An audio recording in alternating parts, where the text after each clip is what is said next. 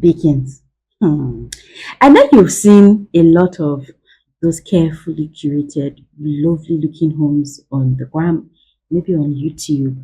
The throw pillows are, of course, well arranged and puffed. Everything is looking immaculate, spotless, like it's a showroom. You go to the kitchen, the pantry is organized, the pots are matching with the spoons. In fact, some mothers sell for fixed meals that will match with their cutlery. Oh my gosh. And then they open their refrigerator, everything's organized. You go to your home to pick a bottle of water and you see that there's a way, there's dawa, there's everything jumbled up. And you're wondering, is it not the same 24 hours we have? And you now console yourself. Maybe this person does not have children.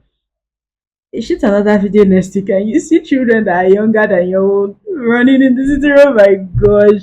There and then you just start feeling like, I failed in life. This person is a mother like me. This person has a job, creates content, and is still able to put their homes together like this. That you two are not left out. This guy is able to go to work, take his children for soccer practice or for ballet practice. He's able to go and play football himself, hang out with his guys, take his wife for dates every week. How did they run now? Maybe they cut soap for me now. Come closer, Vicky, and that's why we're here to cut premium soap for you.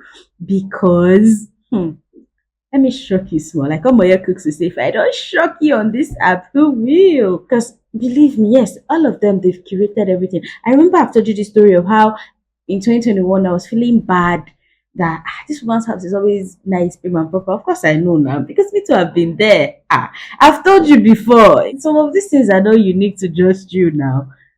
I can relate. I'm in the WhatsApp group. I was feeling bad.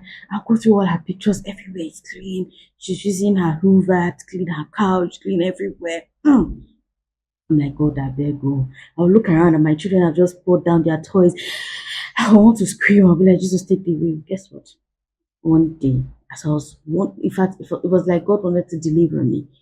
And I found out that, okay, one person posted a video and said, this is what you see on the ground. This is what my home really looks like. Remember, it's a home and people live in it. It's not a showroom. It's not for advert. Deliverance. I was so happy. Oh my God. Sisterhood was, motherhood was, everything hood was part of that woman. So all along, I was just feeling that these pictures, this is their real life. Every day, all day, their homes are like that. Then she showed us behind the scenes. So it actually allayed my ear. It made me stop feeling guilty and feeling incompetent.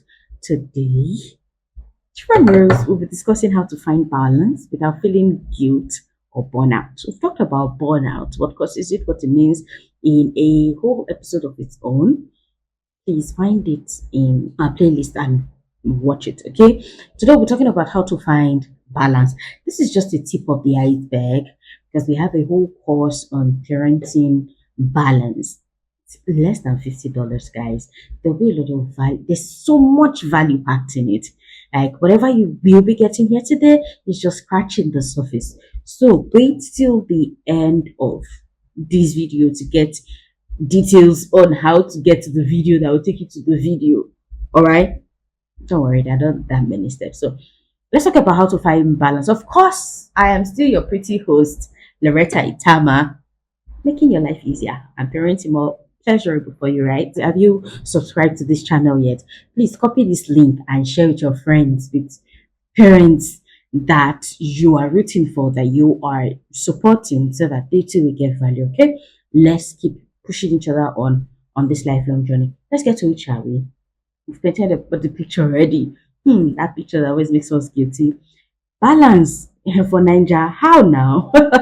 It's not really about doing everything. Seriously, it's not. You cannot do everything. It's not even possible. It's mostly about doing the right thing at the right time with the right heart, knowing that you are still human and you cannot get everything done. That was an advice a friend of mine gave me way back when I just started my parenting journey. And she said, guess what? Housework not dey finish. Try to do rest because the moment you think you're done, something else pops up, another thing, another thing, another thing. Before you know it, you are burning out without even knowing it, right?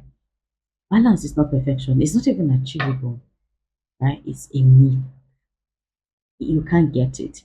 What we preach, what we advocate for, what we push is harmony. How do you harmonize your experiences? Some days we give you a perfect 100, right? Wrong. Some will give you 80, some will give you 60, some will just be measly 20%. But on the average, how are you able to mix? How are you able to match them up so that you'll be on a solid 80, maybe 90, and close to 100%, right? Okay, let's get to it. Harmony in this case, since we've replaced it with balance, is choosing peace over pressure, presence over performance, and legacy over chaos. You're not trying to get everything done. You're not trying to be everywhere at the same time. You're not trying to be known everywhere because there's a season in your life where you have to be in solitude, where you have to be more indoorsy, when you won't have time to go to one there, when you won't have time to go for church programs or events. There will be such times. Nothing worthwhile is ever without sacrifices, right? The greater the reward, the greater the sacrifice you'd have to make. We all agree with that, right? So you must, at every point in time, know what matters to you in every season of your parenting journey, so that you will not be putting too much on your plate. You will not be you won't be biting rather more than you can chew. Why do most parents struggle with balance, or in this case, harmony? In our culture, it's funny how sacrifice is praised. Do you know what I had to give up to get this done? Everybody just feels that martyrdom is something to be celebrated. If you have not suffered, you know how some Nollywood movies will be like, from poverty to riches story. You must have suffered. You did not have shoes. Your clothes were tattered and torn. There was no roof over your head. You had to stay in uncompleted buildings. Before one day, you now went to sit with your dad and was going and now made it. Mm. People just feel like, a lot of people just feel like you must suffer that kind of suffer before you are wealthy. You must sacrifice a lot for you to be praised. Yeah, you did it. I'm self-made, single parent. See, I'm not downplaying your struggles or your sacrifices. I'm just saying that it's also possible, right, to have ease. Why don't you celebrate it? She's a single parent, but he had all the comfort he could get, that money could afford.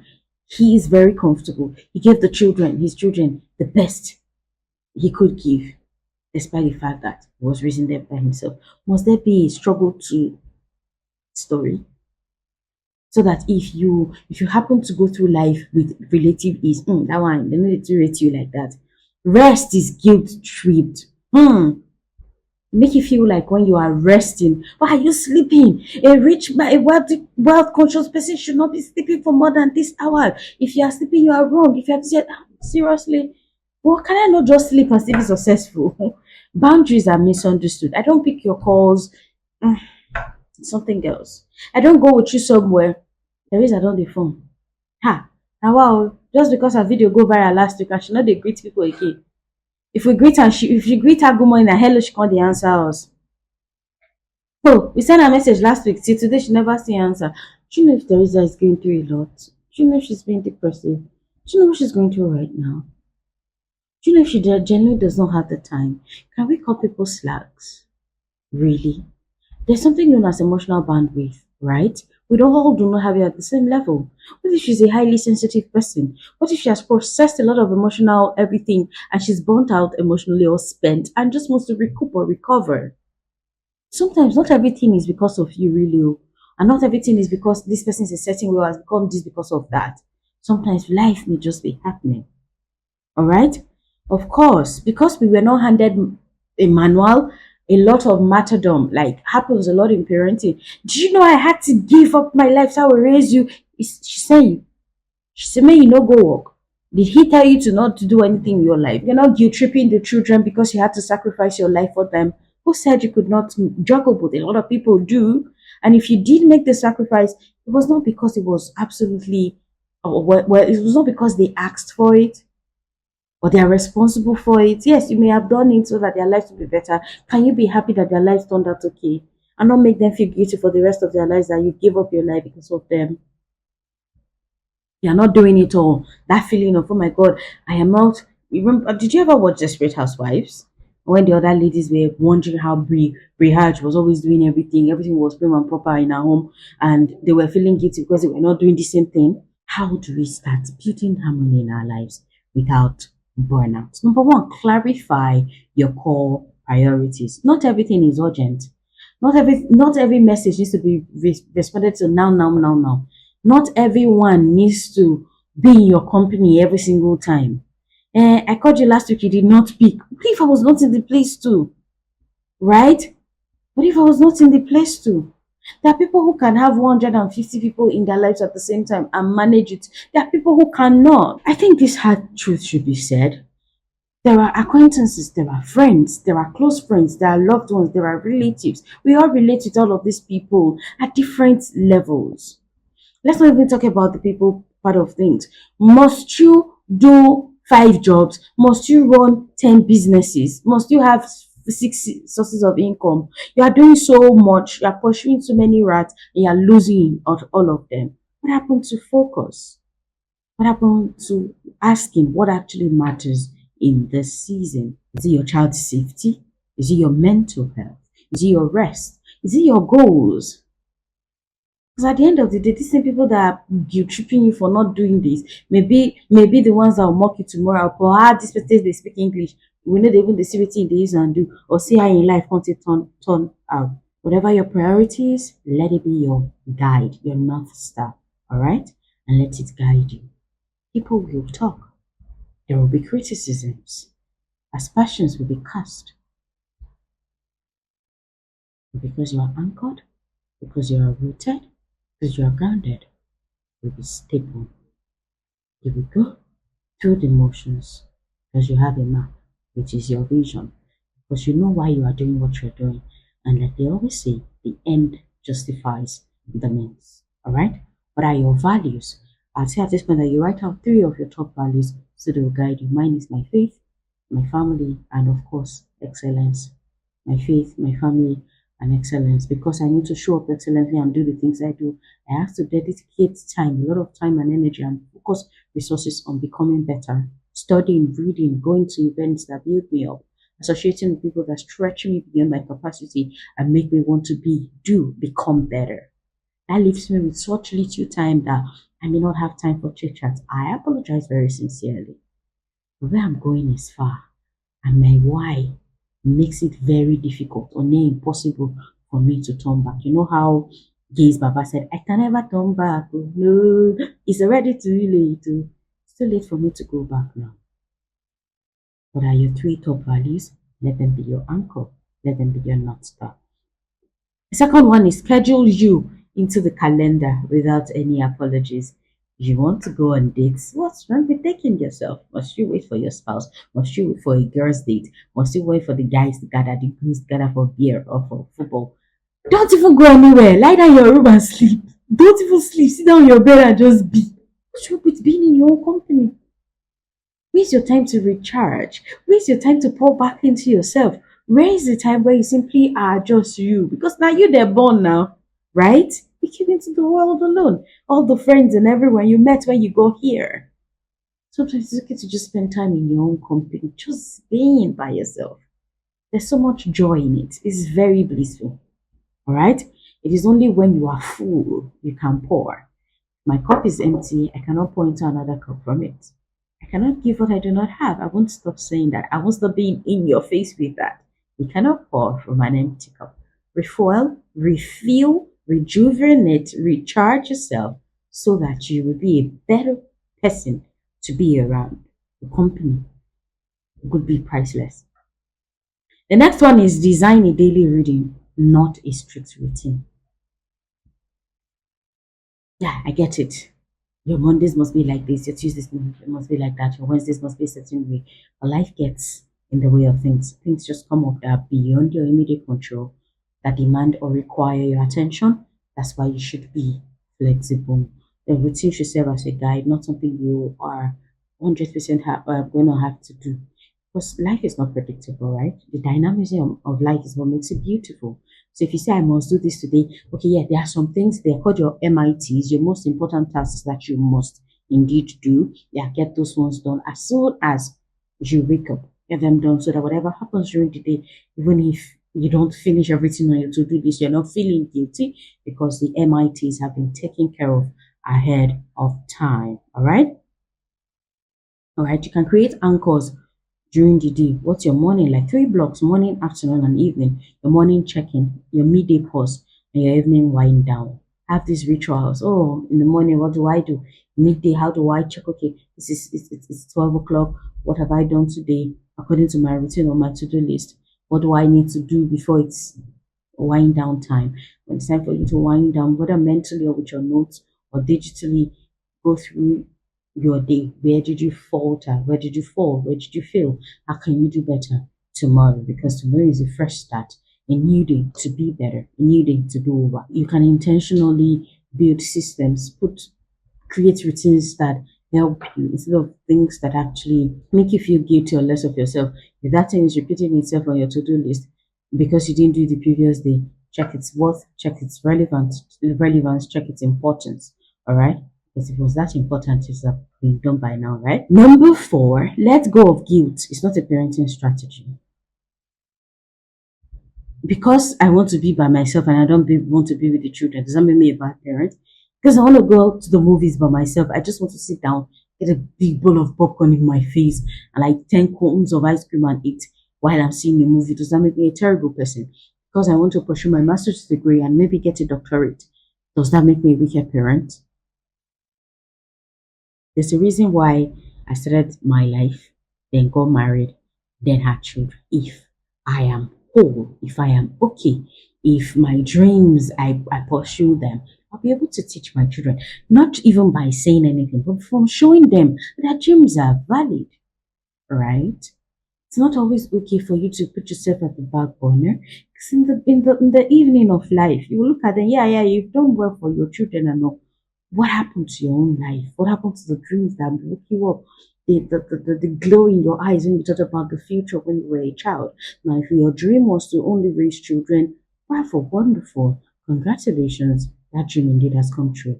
But if you had other dreams apart from raising a family, in the evening of life, think about it when you're in your 70s, but you cannot pursue them with as much zeal or zest. It's okay to take that trip if it helps you move forward, provided the children are in safe hands and are taken care of. It's okay to want to be alone. I don't think there's anything wrong with that. It's okay to want to grow. We see this dynamic a lot in a lot of marriages. The man is pursuing his dreams, is building, is getting to the zenith, the pinnacle of everything. The woman is all she's doing is being a mom. Who says you cannot do both? Who says you cannot create a reading or build systems or structures that can help you be a mom and anything else? Unless, of course, like I said earlier, that's all you want, then by all means stick with it, okay? That's a dream in itself, to be a homemaker and a wife and an incredible mom. Just be the best of it, whatever that dream is for you, right? Today we've talked about what balance is and what balance is not. Balance is a myth. Balance is not achievable. Harmony, however, is. We talked about what your lack of, oh, sorry, let me quickly add your lack of balance, what is costing you. I may have skipped that. It's costing you physically, emotionally, mentally, and relationally. Physically, all the headaches, all the stress, you're trying to juggle everything. Emotionally, you're feeling guilty, you're feeling frustrated. You don't even have time to catch up with your friends. You don't have time to Netflix and really chill. Mentally, you're anxious, you're overthinking, your BP is over the roof, and you are still struggling, right? Relationally, your kids and your partner, no time to share with them. There's nothing left of you, you're burnt out. Mm, I've just become uninterested, carefree, nonchalant, and this is fair. These are what the lack of balance is costing you.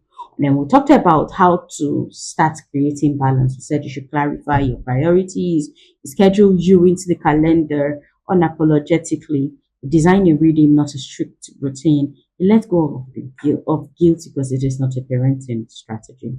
Thank you so much again for sharing this time with us, for sharing this video with your friends and loved ones. We appreciate you, we value you, and until we meet again in yet another insightful episode of the Legacy Conscious Parenting podcast, stay excellent and keep parenting today with tomorrow in mind.